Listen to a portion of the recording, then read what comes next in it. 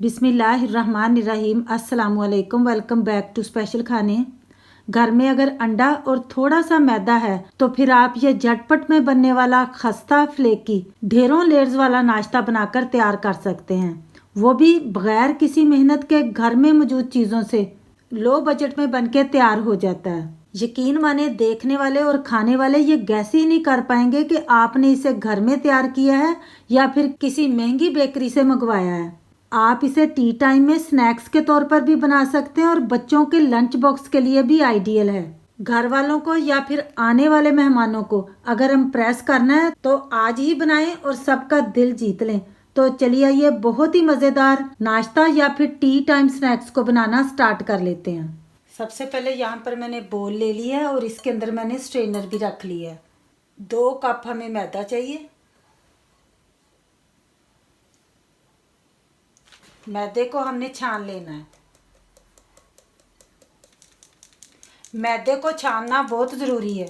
अब हम शामिल कर लेंगे 1/2 टीस्पून सॉल्ट। और अब यहाँ पर मेरे पास है घी।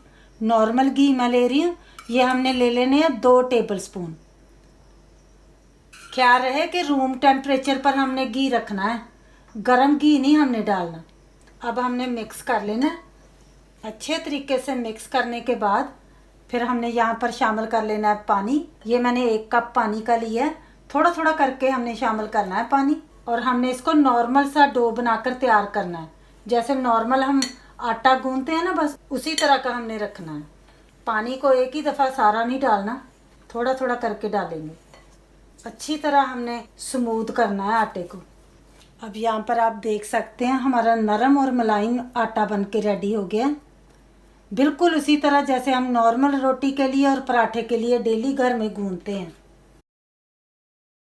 थोड़ा सा घी हम आटे के ऊपर लगा लेंगे ताकि ऊपर से आटा ड्राई ना हो। और इसको अब हमने कवर कर लेना और इसको तकरीबन 10 मिनट के लिए रेस्ट के लिए छोड़ देना है। अब यहाँ पर मैंने 2 उबले हुए एग ले लिए। इनको हमने ग्रेट कर लेना।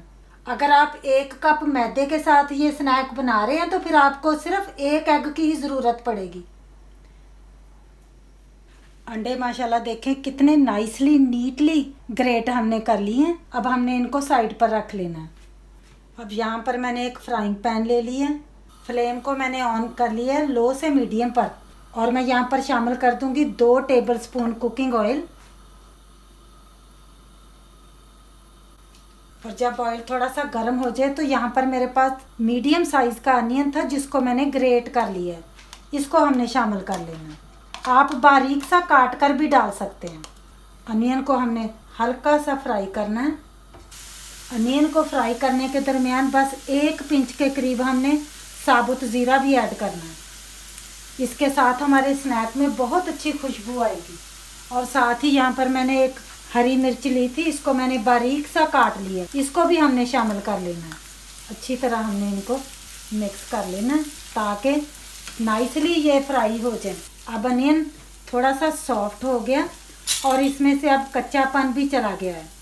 तो इस पॉइंट पर अब हम शामिल कर लेंगे 1/2 टीस्पून सॉल्ट। सॉल्ट को आपने अपने टेस्ट के हिसाब से डालना है। और 1/2 टीस्पून के करीब ही मैं रेड चिली पाउडर ऐड करूँगी और 1/2 टीस्पून से थोड़ा सा कम धनिया पाउडर और 1 पिंच हल्दी। अच्छी तरह हमने मिक्स कर लेना ताकि मसाले में से भी कच्चापन चला जाए। बहुत ज़्यादा इसके अंदर मसाले नहीं डलते, बस ये बेसिक मसालों के साथ इतना मज़ेदार ये स्नैक बन के तैयार होता है कि बच्चे बड़े खाकर खुश हो जाते हैं।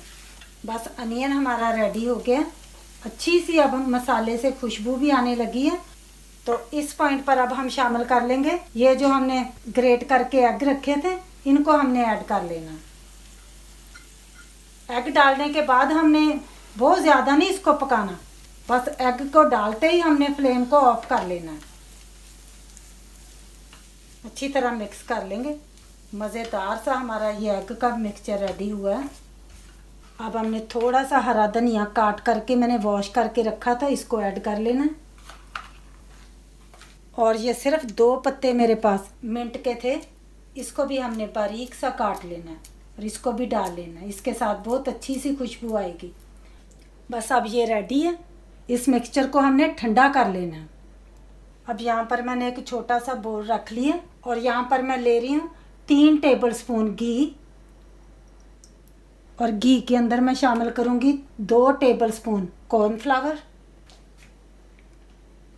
2 टेबलस्पून कॉर्नफ्लावर शामिल करने के बाद हम शामिल करेंगे 1 टेबलस्पून मैदा यानी कि प्लेन फ्लावर, और अच्छे तरीके से हमने मिक्स कर लेना और इसकी हमने एक पेस्ट बना लेनी है। वैसे हलवाई लोग इसको साटा कहते हैं। बिल्कुल हमने स्मूथ पेस्ट तैयार करनी है, लम्प्स फ्री होनी चाहिए।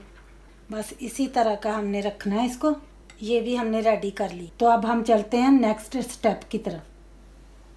अब आटे को भी रेस्ट आ चुका है। थोड़ा सा हमने ड्राई मैदा ले लेना, स्प्रिंकल कर लेंगे सरफेस पर, और आटा हमने इस तरह निकाल लेना। आटे को थोड़ा सा रोल करके हमने लंबा कर लेना और इसको हमने 5 हिस्सों में डिवाइड कर लेना।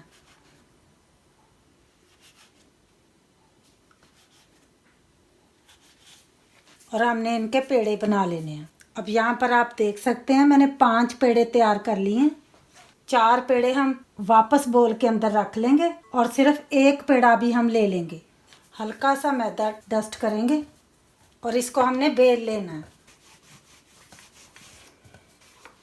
अब यहाँ पर मैंने रोटी को बेल ली है। थिकनेस आप देख सकते हैं, जैसे नॉर्मल रोटी हम बनाते हैं उससे थोड़ी सी हमने पतली रखनी है, लेकिन बहुत ज़्यादा पतली भी नहीं रखनी, बस इस तरह की रखनी है। अब यहाँ पर मैंने 5 रोटियाँ बनाकर तैयार कर ली हैं। 4 रोटियाँ मैंने प्लेट में रखी हैं, 1 रोटी मैंने इस तरह वर्क सरफेस पर रख ली है। अब ये जो हमने स्लरी बनाकर रखी थी, पेस्ट बनाकर रखी थी ना, इसको हमने अच्छे तरीके से एक दफ़ा फिर से मिक्स कर लेना और इसमें से तकरीबन 1 टीस्पून के करीब हम लेंगे और रोटी के ऊपर लगा लेंगे। आप हाथ के साथ भी इसको रोटी के ऊपर इस तरह लगा सकते हैं और ब्रश के साथ भी लगा सकते हैं। बहुत ज़्यादा भी नहीं लगाएंगे और बहुत थोड़ी भी नहीं लगाएंगे, सारी रोटी पर ये स्लरी लग जानी चाहिए। अब थोड़ा सा हमने ड्राई मैदा स्प्रिंकल कर लेना। ड्राई मैदा स्प्रिंकल करने के बाद दूसरी रोटी हमने ऊपर रख लेनी है और इसके ऊपर भी हमने तकरीबन 1 टीस्पून के करीब ये स्लरी लगा लेनी है। अगर आपको इजी लगे तो आप फिर ब्रश के साथ भी लगा सकते हैं। मैंने 5 रोटियां स्लरी लगाकर इस तरह एक दूसरे के ऊपर रख कर रेडी कर ली हैं। ये जो लास्ट वाली 5वीं रोटी है ना, इसके ऊपर ये जो थोड़ी सी स्लरी बच गई है, इसके ऊपर भी हमने लगा लेना है। थोड़ा सा मैदा हमने फिर से स्प्रिंकल कर लेना। बस अब हमने इसके ऊपर बेलन नहीं चलाना, हल्के हाथ के साथ अब हमने इसको इस तरह पकड़ना है। एक कॉर्नर को हमने पकड़ लेना है और इसको हमने इस तरह फोल्ड कर लेना है और इसका एक लंबा सा रोल बना लेना है। इस तरह फिर अब हमने कर लेना है इसको लंबा मज़ीद। अब हमने काट लेना है इसको, तकरीबन 8 से 10 हिस्सों में हमने डिवाइड करना है। तकरीबन ये 9 बन गए हैं। लेयर्स आपको मैं चेक करवा दूं कितनी माशाल्लाह लेयर्स बनी हैं। इनको हम प्लेट में एक साइड पर रख लेंगे। अब बस एक एक पेड़ा लेंगे और हल्का सा इसको बेलेंगे, थोड़ा सा बड़ा करेंगे, बस इस तरह का रखना है। बस अब हमने ये जो मिक्सचर रेडी किया था एग का, इसमें से हमने तकरीबन 1 टेबलस्पून के करीब लेना है और दरमियान में हमने ना इस रोटी के अंदर इसको रख लेना। रोटी के किनारे हमने लेते जाना है इस तरह, और फिर बस रोटी को फोल्ड करते हुए बंद कर लेंगे। रोटी को फोल्ड करते हुए एक पोटली सी बना लेंगे और इसको बंद कर लेंगे, प्रेस कर लेना। थोड़ा सा मैदा हमने फिर से स्प्रिंकल कर लेना। हल्का सा अब हमने इसको बेलना है, बहुत ज़्यादा नहीं बड़ा रखना। माशाल्लाह देखें, मैं आपको एक और भी बनाकर दिखा देती हूँ। देखें, बस इस तरह हमने लेना है, थोड़ा सा इसको राउंड कर लेंगे, फिर बस हमने अपने हाथ से इसको इस तरह प्रेस करना है।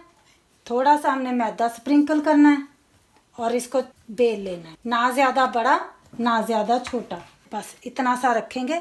और 1 टेबलस्पून के करीब फिर से हमने ये मिक्सचर लेना है और मिडल में रख लेना है हमने। बस इस तरह हमने इसको इस तरह बास्केट सी बना ली। फिर अब हमने इसको प्रेस कर देना। इनको जोड़ने के लिए कोई हमें एक्स्ट्रा पानी या कोई एग नहीं लगाना पड़ेगा, बस थोड़ा सा इसको हम बेल लेंगे। अब माशाल्लाह मैंने सारे ही बनाकर तैयार कर लिए हैं। अब इनको फ्राई करने के लिए यहाँ पर मैंने फ्राइंग पैन के अंदर ऑयल ले लिया है और मैंने फ्लेम को लो से मीडियम फ्लेम पर ऑन कर लिया है। बहुत ज़्यादा हाई फ्लेम नहीं हमने रखना, दरमियाना सा ऑयल गर्म हो जाए तो फिर हमने 1 बाय 1 इनको डाल लेना। पहले इनको 2 से 3 मिनट तक के लिए इनकी साइडों को भी नहीं चेंज करना और इनको हिलाना भी नहीं है, बस इसी तरह हमने इनको फ्राई होने देना है ताकि इनकी जो परत हैं, इनकी जो लेयर्स हैं वो खुल सके। माशाल्लाह देखें कितने फूलना स्टार्ट हो गए हैं। जब एक साइड इनकी डन हो जाए तो हमने इनकी साइड को चेंज कर लेना है ताकि दोनों साइडों से ये गोल्डन हो जाएं। हल्का हल्का हम इनको अब हिलाएंगे ताकि सारी साइडें इनकी पक जाएं। इनके अंदर हमने फिलिंग की है एग वाली, वो तो ऑलरेडी हमने पकाई हुई है, उसकी तो हमें फिक्र ही नहीं है कि उसको हमने गलाना है, बस हमने इनको बाहर से ही क्रिस्पी करना है। आप इनकी लेयर्स चेक करें, माशाल्लाह इनका कलर देखें कितना प्यारा लग रहा है। बस ये अब रेडी हो गए हैं और इनको हमने इस तरह निकाल लेना। एक्सेस ऑयल आपने अच्छे तरीके से निकालना है। माशाल्लाह देखें, देखने वाला और खाने वाला ये गैस नहीं कर पाएगा कि इनको आपने घर में तैयार किया है। बस अब हमने इनको प्लेट में निकाल लेना है। सारे ही पराठे हमने इसी तरह रेडी करने हैं।